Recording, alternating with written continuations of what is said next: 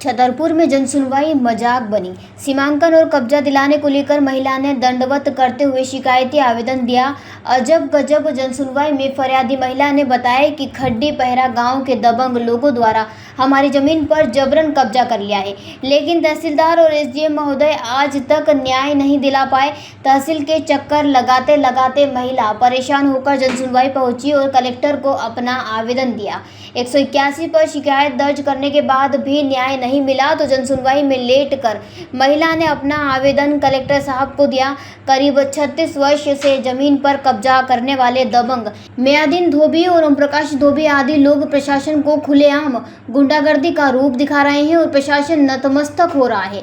अब देखना होगा कि प्रशासनिक अधिकारी क्या कार्रवाई करते हैं या फिर कलेक्टर साहब फिर गरीब लोगों की जमीन पर कब्जा करने वाले लोगों को छोड़ देंगे। जी क्या नाम है आपका? हीरामणि गुप्ता। कहाँ की आई है? ग्राम रावपुर, पोस्ट पहरा, तहसील गौरिहार, जिला छतरपुर। आज कहाँ आई, क्या समस्या लगी है? आज हम आए हैं कलेक्टर साहब के पास आवेदन देने। सर तीसरी बार आए हैं यहाँ। आज कैसी आई हो? 36 साल हो गए। खड्डी के दमंग व्यक्ति हैं। रामकिशन धोबी है, ओम प्रकाश धोबी, मैयादीन धोबी, ये इतने दमंग है सर, गुंडा प्रकृति के लोग हैं। हमारे जमीन में 36 साल से कब्जा किए हुए। हम 36 साल से आवेदन दे रहे हैं, आज तक कोई सुनवाई नहीं हमारी हुई है। कितनी जमीन? 6 बीघा जमीन है सर। हम तहसीलदार साहब को कई बार आवेदन दिए, कई बार एसडीएम साहब को आवेदन दिए। पटवारी है तो कुछ काम नहीं करते हैं, वो मतलब उन्हीं से मिले हैं, जो वो कहते हैं धोबी वही करता है पटवारी।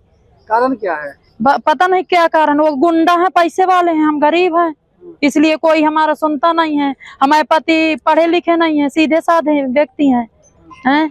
उनके कई केस लगे होंगे सर, उनका रिकॉर्ड हिस्ट्री खंगाली जा पाती 36 साल पहले की कैसे लोग थे वो, और हमारी खंगाली जाए। आज कैसी आई है? आज सर सुनाने आए हैं कलेक्टर साहब को आवेदन देने। हमारा सीमांकन नहीं किया जा रहा है। आज कैसे आपने लिया? आप पैदा चली लेट के गए? लेट के गए सर।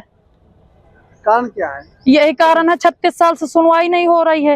ये मड़ाई लोग मंदिर में जाते हैं इंसाफ के लिए, हैं नारियल लेके। ये भी एक इंसाफ का मंदिर है, शायद लेट के जाए हमें इंसाफ मिल जाए आवेदन लेके।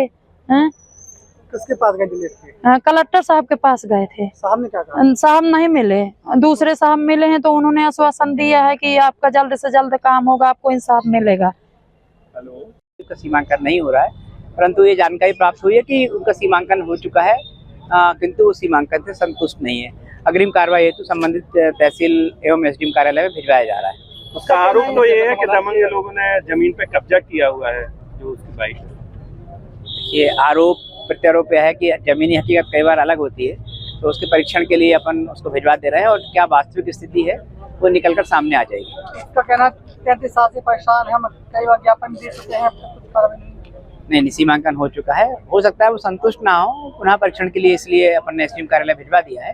उसके बाद जो भी होगा वहाँ से उसका काम पूर्ण हो जाएगा। कहा कि महिला की गौरिहार अनुभाग की महिला है। क्या मानते हैं लंबे समय से? छतरपुर से भरत यादव की ये रिपोर्ट। बिरबल, हमारे महल की ये क्या बुरी हालत हो रखी है। इंस्पेक्टर साहब, यही है वो दरिंदा जिसने हमें दीवार में जिंदा चुनवा दिया था। गिरफ्तार कर लीजिए इन्हें।